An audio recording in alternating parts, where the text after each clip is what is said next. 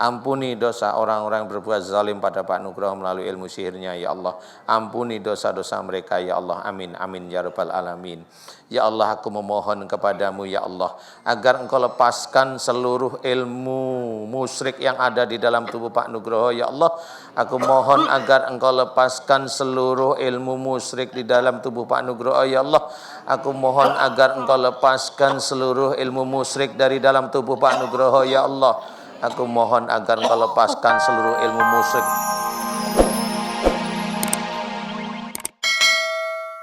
Karena tema kita hari ini adalah indahnya sebuah kejujuran. Walaupun kadang-kadang saking jujurnya bisa jadi menyakitkan. Bener Ustaz? Iya bisa. Saya sih jujur, kok menyakitkan terserah.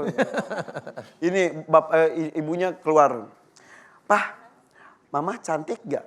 Papanya bingung, mau ngomong gendut gak enak. Tapi ngomong cantik bohong. Akhirnya ya udahlah. Yang penting ibunya senyum, cantik mah berisi. Ibu istrinya pergi, suaminya hoe. Tapi jujur itu indah ya Ustaz ya? Iya jujur itu indah sebenarnya. Dan kita tema hari ini adalah indahnya sebuah kejujuran. Silakan ada yang mau sampaikan Ustaz. Iya. Selama ini memang orang itu senantiasa sering sekali menutupi sesuatu kekurangan. Boleh kalau memang itu aib silahkan ditutupi. Tapi yang jelas tidak usah kita yang menutupi. Berdoalah kepada Allah Ta'ala agar senantiasa aib-aib kita itu diampuni oleh Allah Ta'ala. Jadi dengan kita mohon diampuni oleh Allah Ta'ala aib kita, kemudian kita juga belajar untuk merubah pekerjaan yang bisa sebenarnya itu aib itu, mudah-mudahan Allah senantiasa menutupi dan selalu menutupi. Insya Allah ya. Tapi yang namanya kejujuran memang itu bisa dirasakan indah bagi orang-orang yang memang sudah paham bahwa kejujuran itu adalah juga keimanan. Ya, kejujuran itu keimanan juga. Jadi orang kadang-kadang nggak mau jujur. Ada orang jujur itu sebenarnya maunya ngeledek. Ada. Ngeledek jujur gimana tuh? Jujur ngeledek gimana? Ngeledek sebenarnya. Jadi dia sebenarnya tidak ingin jujur, tapi jujurnya dia itu di dalam hatinya mau ngeledek sebenarnya. Kan ada seperti itu. Jadi jujurnya itu hanya di lisan, tapi hatinya dia enggak seperti itu. Jadi kayak umpamanya seorang laki-laki main ke tempat teman wanitanya, di situ ada saudara-saudara yang lain, kemudian pada waktu sholat, udah saya ngimamin gitu. Tapi ada pada waktu dia mau ngimamin, dia niatnya benar-benar sebagai imam, atau dia mau kelihatan soleh di hadapan keluarganya, kan kita nggak tahu. Jadi sama itu juga baik, itu juga jujur, tapi kan yang tahu hanya Allah. Nah kejujuran seperti ini kita tidak tahu. Tetapi intinya adalah kalau memang semua orang itu bisa jujur, itu indah, benar serius ya. Jadi kalau memang ada salah, jujur mau mengakuin. Nah ini jarang diakuin. Kemudian kalau memang benar, itu boleh diceritain, tapi untuk sebagai ilmu. Nah kadang-kadang kebenaran itu ceritainnya kayak tadi itu. Bukan untuk ngeledek tapi untuk sombong sebenarnya. Nah kan ada nih jujur dia sebenarnya menceritakan suatu kepandaian, menceritakan ilmunya. Tapi di sininya ada sombong, ada riak di sini. Ya yang tahu Allah juga. Walaupun orang lain yang menerima, wah dia jujur, ya. Tetapi di hadapan Allah Ta'ala belum tentu. Nah, jujur nih, saya mau bangun masjid, saya jujur loh, bangun masjidnya 5. Tapi sombong jadi. Tapi sombong, padahal belum. Iya. Keluarin uang aja belum kan gitu. Jadi ada istilahnya seorang mamanya dia jujur ngomongnya ya. Saya mau nyumbang si A mamanya. Saya mau memberi hadiah pada si B. Tapi ini belum ngasih. Loh, ini memang jujur tapi ini sombong. Loh kalau memang dia tahu, mamanya dia tahu agama, dia tahu dalil-dalil hadis itu. Sebenarnya kalau mau memberikan seseorang, memberikan pada orang lain, ya istilahnya kalau kita tahu dalam hadis itu tangan kanan memberi, tangan kiri nggak perlu tahu, seperti itu. Tetapi itu dibicarakan. Nah kalau dibicarakan itulah namanya riya. Belum ngasih sudah ngomong. Nah ini ada yang seperti itu. Lucu menurut saya. Ini orang tahu agama tapi yang diceritain kok malah kesombongan. Jadi ini bukan mendidik. Nah, tapi itu tidak ada yang komen ini. Jadi itulah sebenarnya kejujuran tapi wujudnya kesombongan. Ngasih belum tapi sudah cerita, itu nggak boleh. Kalaupun umpamanya dia ngasih secara terang-terangan, ada dalam Quran bahwasanya dalam bersedekah itu boleh sembunyi-sembunyi dan terang-terangan. Boleh sembunyi-sembunyi, takut kita riak. Boleh terang-terangan mengajak orang lain untuk bersedekah. Boleh mengajak. Jadi kelihatan itu bukan diperlihatkan, bukan, tapi memang diperlihatkan bahwa agar mereka itu paham kita mau bersedekah. Kita nggak ngomong, biar mereka lihat aja. Hanya untuk mengajak orang-orang atau saudara kita itu bersedekah. Nah, inilah yang harus kita ketahui. Silakan boleh, tetapi harus kita jalankan. Bukan mau bersedekah, yatim piatu, tapi malah mau sombong. Yatim piatunya suruh doain kita, kebalik. Kan gitu ya, kebalik. Jadi harusnya kita yang memberikan sedekah pada yatim piatu, bukan kita yang minta doa yatim piatu. Nah, itu suatu kesalahan. Dulu saya waktu kecil di madrasah juga diajarkan man sodakon aja, siapa yang jujur dia selamat.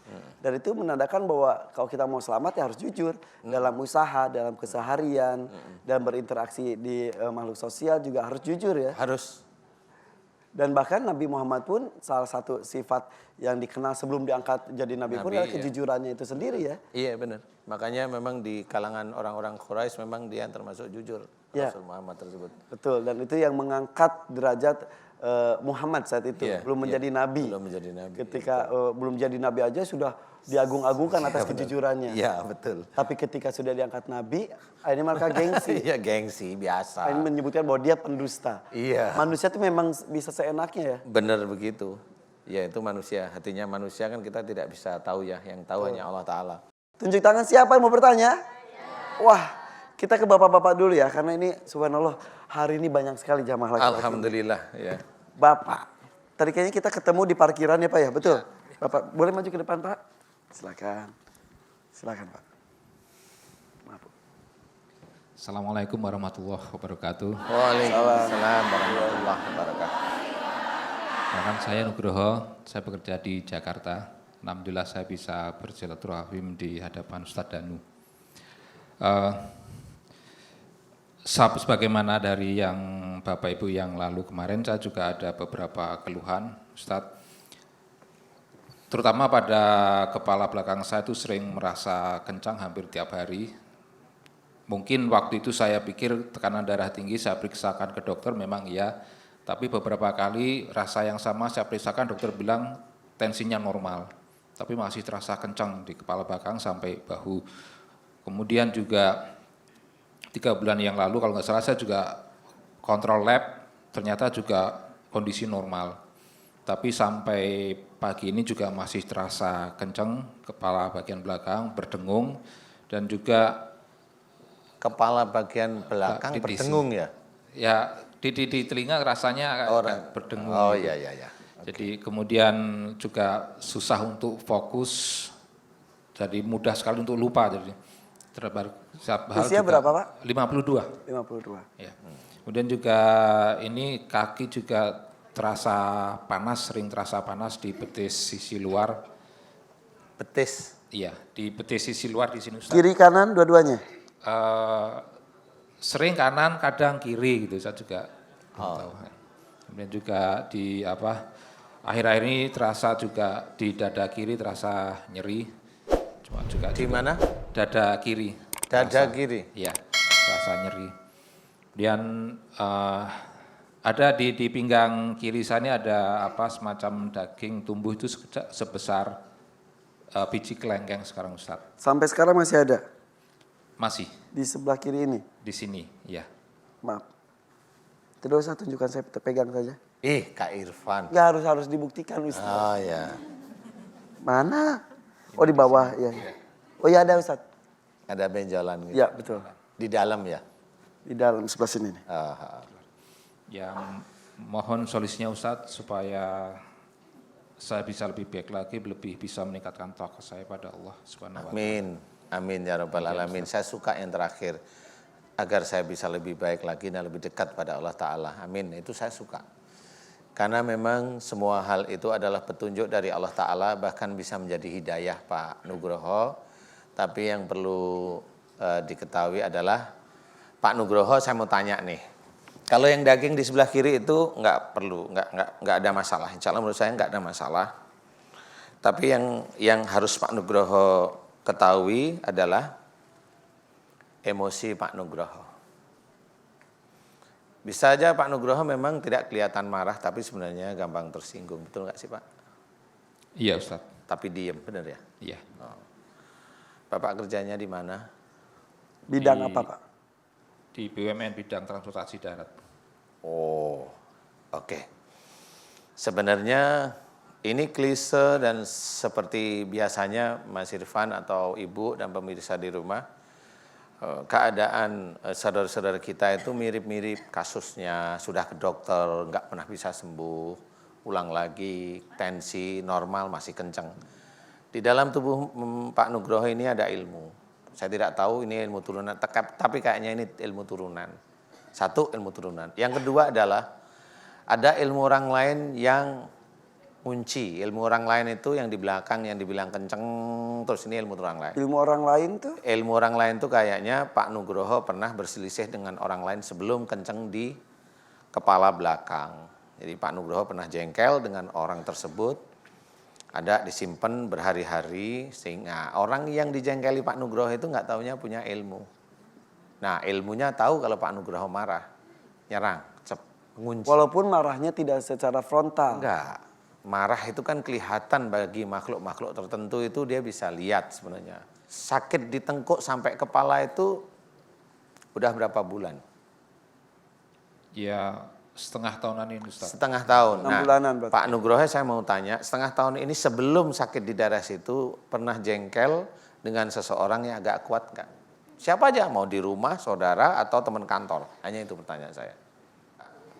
Ya mungkin rekan kantor mungkin Ustaz. Oke, yang ini yang di kepala belakang itu ilmu. Jadi ilmu seseorang menyerang.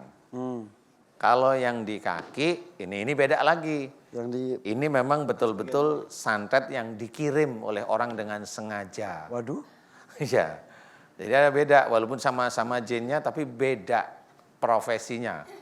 Nah ini Pak Nugroho, kira-kira Pak Nugroho itu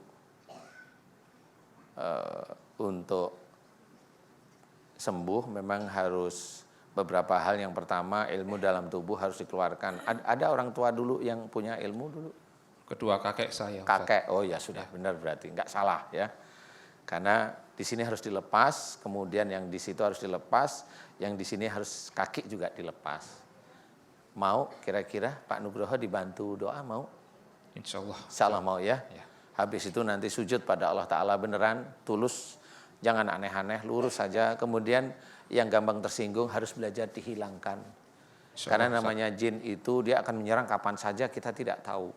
Ya, kalau kita tidak tersinggung, jin itu juga diem-diem aja dia, paham ya? Saya tanya Pak Nugroho, maukah mulai hari ini karena Allah Ta'ala seluruh ilmu yang ada di dalam tubuh Pak Nugroho dilepaskan semata-mata karena Allah Ta'ala? Pak Nugroho ikhlas? Ikhlas demi Allah. Yang dari orang tua sebelumnya ikhlas dilepaskan? Ikhlas demi Allah. Amin, amin ya rabbal alamin. Pak Nugroho, jika ada ilmu yang menyerang Pak Nugroho dan juga sihir yang menyerang Pak Nugroho dari orang lain, maukah Pak Nugroho memaafkan ilmu orang lain yang menyerang Pak Nugroho? Mau? Insya Allah Ustaz. Didoakan agar ilmu tersebut tidak marah kepada Pak Nugroho, mau? Insya Allah Ustaz. Insya Allah ya. Kemudian jika ada santet atau sihir teluh di kakinya Pak Nugroho, maukah Pak Nugroho mendoakan orang yang berbuat zalim melalui sihir kepada Pak Nugroho, didoakan agar dosa-dosanya diampuni oleh Allah Ta'ala? Pak Nugroho mau? Insya Allah mau ya. Jadi ada beberapa doa yang nanti dilantunkan setiap hari agar Allah melepaskan seluruh ilmu-ilmu yang tidak baik di tubuhnya Pak Nugroho. Mau ya? Insya Allah Ustaz. Siap? Siap. Pertanyaan saya sekarang. Tadi kepalanya berat. Tadi. Ya. Berat ya? Iya. Sekarang setelah kita ngobrol gimana rasanya? Masih? Alhamdulillah Ustaz. Enggak. Udah? Enggak. Enakan? Iya, Ya. benar Pak Nugroho? Iya. Iya, emang betul begitu. Hanya ngobrol seperti ini? Hanya ngobrol, karena saya melihat ketulusan hati Pak Nugroho itu untuk mau mendoakan jin yang menyerang itu mau. Jadi jin di situ tahu. Wah ini percuma ini saya nyerang, karena dia sudah ikhlas. inilah yang namanya Pak Nugroho diselamatkan oleh Allah Ta'ala. Sidaman kolbu, di sini insya Allah banyak hidayah yang kita berikan. Makanya ilmu orang yang di situ dia langsung keluar. Jujur Pak Nugroho, betul. Jujur Ustaz. Iya itulah Allah. Setelah sekian berbulan berhari-hari, ini alhamdulillah Enak, Ustaz. Ya, ringan. Alhamdulillah. Ya. Alhamdulillah. Sekarang saya tanya sekali lagi, maukah Pak Nugroho jika ada orang yang berbuat zalim pada Pak Nugroho dengan sihir terus santet, seluruh tubuh khususnya di kaki, maukah Pak Nugroho mendoakan mereka agar dosa-dosanya diampuni semata-mata karena Allah? Pak Nugroho mau? Insya Allah Ustaz. Mau? Mau Ustaz. Ikhlas. Lillahi ta'ala. Lillahi ta'ala. Amin, amin ya rabbal alamin. Ini saya tanya, sekarang kakinya rasanya gimana dengan yang tadi? Hari ini memang lagi sakit atau tidak? Dia lagi sakit saja, sudah lama sekali. Coba dirasain. Kalau masih sakit bilang saja. Itu rasanya sejuk Ustaz. Ini coba Sejuk. digerakkan coba. Dengan yang tadi. Jalan nggak apa-apa? Jangan jauh-jauh Pak. Jalan ntar ke. Alhamdulillah tidak panas lagi. Nggak panas lagi. Jujur Pak. Jujur ya. Serius ya? Iya serius. Iya, sudah memang sangat begitu. jauh berkurang. Ya mungkin sisanya masih Masih tapi jauh ada. berkurang. Sangat jauh berkurang. Iya. Oke. Ada doa yang mau di... Pak Nugroho bisa mengaminkan doa saya, mau ya? Kemudian ibu-ibu dan pemirsa di rumah, kalau memang ada sesuatu yang tidak nyaman di tubuh, sudah berobat ke saudara kita yang di rumah sakit, sudah tidak mampu, barangkali kasusnya mirip sama Pak Nugroho, udah pusing, mengaminkan doa saya, mudah-mudahan Allah mengijabah doa kita ya, amin. Bismillahirrahmanirrahim. Alhamdulillahirabbil alamin. Allahumma shalli ala Muhammad wa ala ali Muhammad kama shallaita ala Ibrahim wa ala ali Ibrahim fil alamin innaka Hamidum Majid. Asyhadu an la ilaha illallah wa asyhadu anna Muhammadar Rasulullah. Ya Allah, iyyaka na'budu wa iyyaka nasta'in. Ya Allah, aku memohon kepadamu untuk saudaraku yang bernama Pak Nugroho yang ada di hadapanku ini, ya Allah. Beliau sudah berbulan-bulan sakit, ya Allah. Dari kepalanya yang berat, dari kakinya yang panas, dan di badannya penuh tidak nyaman, ya Allah. Jika di dalam tubuhnya Pak Nugroho banyak sekali ilmu sihir, ilmu telus santet yang menyerang Pak Nugroho, dan juga ilmu orang lain yang menyerang karena marahnya ilmu tersebut pada Pak Nugroho.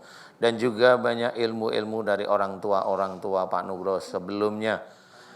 Dan jika ilmu-ilmu dari orang tua Pak Nugroho tidak sesuai dengan syariat Islam, tidak sesuai dengan Al-Quran sebagai petunjuk, tidak sesuai dengan sunnah Rasulullah Muhammad SAW, ya Allah, jika ilmu di dalam tubuhnya Pak Nugroho tersebut musyrik di hadapanmu, ya Allah, aku memohon kepadamu, ampuni dosa-dosa musyrik orang tua sebelum Pak Nugroho, ya Allah. Ampuni dosa-dosa musyrik orang tua sebelum Pak Nugroho, ya Allah. Jika dia menurunkan ilmunya sengaja maupun tidak sengaja pada Pak Nugroho, ya Allah. Ampuni dosa-dosa musyrik mereka, ya Allah. Ampuni dosa-dosa musyrik mereka, ya Allah. Amin, amin, ya rabbal alamin. Ya Allah, jika di dalam tubuhnya Pak Nugroho ada ilmu orang lain yang menyerang Pak Nugroho, karena Pak Nugroho tersinggung dengan orang yang punya ilmu tersebut, ya Allah, aku memohon ampuni ketersinggungan Pak Nugroho, ya Allah. Ampuni kemarahan Pak Nugroho, ya Allah. Amin.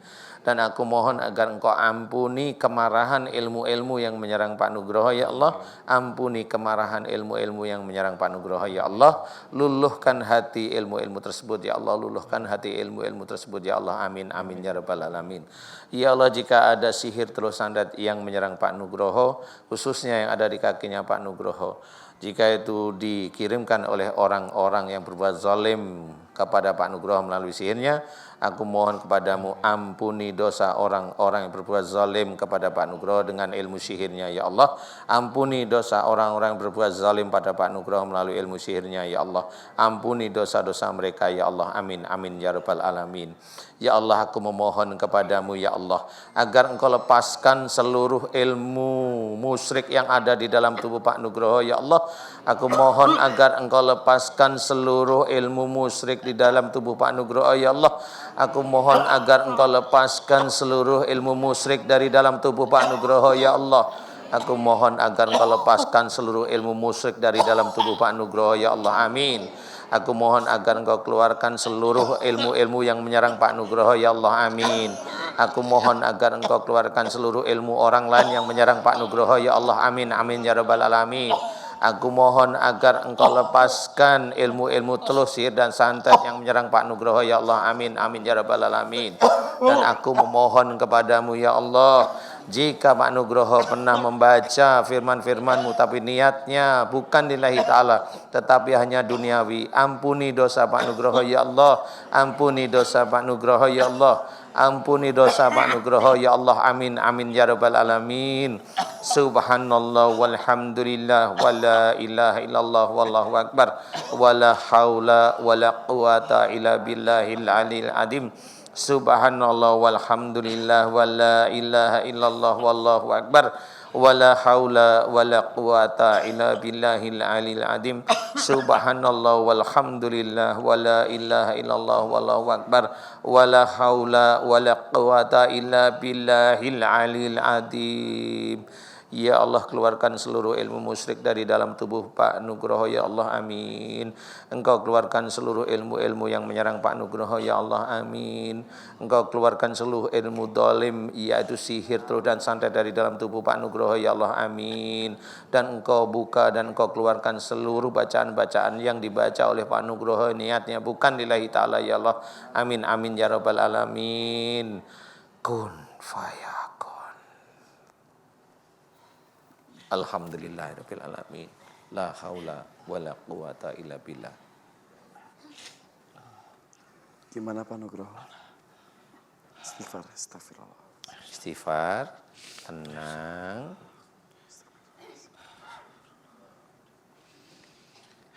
Pak Nugroho tadi tiba-tiba batuk tak terkontrol, tak tertahan.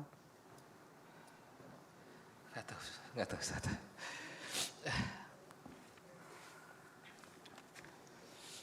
Alhamdulillah, terima kasih Ustaz.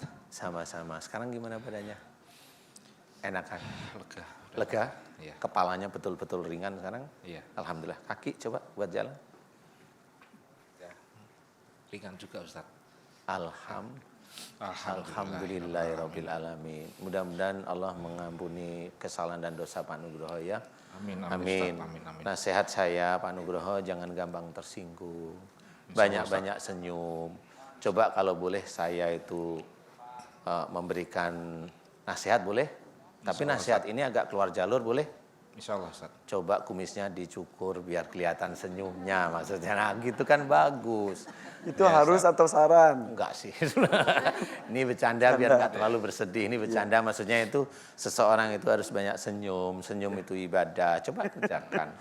Maksud saya gitu, kalau kumis itu ada tebel itu kan senyum enggak kelihatan. Jadi gitu. ini seperti serius gitu ya? Iya, kelihatannya angker. Tapi enakan ya Pak. Ya, Kalau alhamdulillah, kumis Ustaz. nggak usah dicukur nggak apa-apa sih. Nggak usah Enggak, ini bercanda, saya Saran bercanda. aja. Tapi enak, badannya sudah enak. Iya, lega. Alhamdulillah ya, lega ya. Iya. Dan sekarang sama teman-temannya udahlah nggak usah kesinggung-singgung kan. Ya, Sama, nyari Ustaz. rezeki yang baik-baik aja. Ya, Alhamdulillah Ustaz. alhamdulillah. Makasih ya Pak Nugroho ya. Iya. Alhamdulillah. Alhamdulillah. Saya tuh suka terharu melihat orang yang tulus sekali Ustadz. Iya. Meminta tolong, ingin berubah, ingin kembali ke jalan Allah. Iya, itu yang paling saya suka. Ingin kembali sujud kepada Allah Ta'ala itu nomor satu. Dan mudah-mudahan dengan adanya acara ini juga, oh iya jangan-jangan saya ada ilmu turunan, jangan-jangan Iya. yang saya lakukan juga Iya. menyalahi dan mudah-mudahan jadi tersadarkan. Kesadaran bahwa selama ini salah juga bagus ya. Iya, benar. Kalau bisa ya mohon ampun lah terus-terusan. Karena kan umur kita tidak tahu ya. Amin, betul. Bercanda. Silakan. Makasih Bang Iwan. Assalamualaikum warahmatullahi wabarakatuh. Waalaikumsalam. Waalaikumsalam warahmatullahi wabarakatuh. Nama saya Marikun. Marikun. Marikun. Oh, Pak Marikun. Iya. Dari mana Pak Marikun? Dari Maluku, Pak. Oh, iya. Maluku? Iya.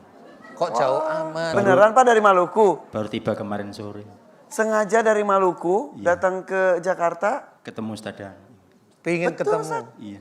Loh, emang siaran MNC sampai sana? Sampai Ustaz. Sana alhamdulillah. Ya ada lah sampai lah. Silakan Pak Marikun. Usia saya sudah 47 tahun. 47. Alhamdulillah. Ya. Tahun 2006 saya divonis oleh dokter diabetes mellitus. Ya. Tahun 2012 saya masuk rumah sakit, Ustaz. 2012 masuk rumah sakit. 6 tahun yang Maksudnya ini jenguk pasien apa? Saya di opname. Oh lah. Gara-gara diabetes yang tadi. Oh ya. Tahun Ustaz suka bercanda biar nggak terlalu tegang. Jadi tahun 2012 masuk rumah sakit karena diabetes. Terus? Tahun 2013 saya kena komplikasi yaitu lambung. Astagfirullahaladzim. Lambungnya Terus kenapa kata dokter? menjalar ke paru. Oke. Diabetesnya belum sembuh total? Sudah? Menurut dokter seumur hidup harus minum obat. Oke. Dan memang diabetes nggak bisa sembuh. Iya. Oke. Menurut beliau ya. Apalagi keturunan. Oke. Oh turun. Sekarang ke lambung dan juga paru-paru. Tahun 2013 juga akhirnya saya dirawat, masuk lagi tahun 2015 akhir sampai 2016, kemudian terakhir saya di Siloam Tangerang. Di sini di Saya di opname karena dirujuk oleh dokter dari Ambon tidak sanggup, saya ke Sakitnya apa itu waktu itu? komplikasi, Ustaz. Bahkan sudah sampai ke mata katanya glukoma. Ini udah enggak. sebentar. Yang tidak bisa melihat yang jelas Ini yang yang ini. kiri. Jadi kalau mata kanan maaf Tutup. saya tutup tidak melihat. Sudah Kabur. Berapa jarak? Kalau maaf sekali lagi. Kalau ini masih kelihatan kalau sejarak sini. Tangannya Irfan, Mas Irfan kelihatan nggak? kelihatan tapi cuma beberapa jarinya doang. Walaupun jarak segini. Tapi kalau yang kanan masih jelas. Tidak jelas juga, rabun, sudah rabun. Tapi lebih parah yang sebelah kiri. Sebelah kiri. Oke. Glukoma. Kemudian tahun 2017 bulan Agustus saya diminta kembali oleh dokter. Setelah melalui CT scan, saya dinyatakan sembuh dari kuman virus itu. Lalu, tapi lubangnya di paru itu dinyatakan tidak sembuh seumur hidup. Dan Lubang sering di paru. setiap sebulan sekali kambuh mengeluarkan darah. Mengeluarkan darah Iya, di dalam. keluar gitu. Ini yang Maksudnya saya muntah kesini darah baru- begitu ya, Pak? Muntah darah Pak maksudnya. siapa tadi Iya. namanya? Martikun. Siapa? Marikun. Marikun. Marikun. Ya. Marikun. Pak Marikun. Muntah darah begitu ya maksudnya? Iya. Oh. Udahlah begitu maksudnya. Iya, iya. Oke. Terus kalau untuk sholat, biasanya dari dulu ke bawahnya mesti ngantuk, kemudian kalau sujud sesek enggak, sampai enggak bisa bernapas. Sesak. Setiap sujud. Setiap sholat pasti tersengal-sengal napas, selalu berat. Setiap sholat ya, mau sholat itu udah. Sholat itu, pokoknya Pokoknya kalau urusan ngantuk, sholat ini iya, sesak iya. tiba-tiba gitu ya. Iya, pasti sesek gitu. Oke.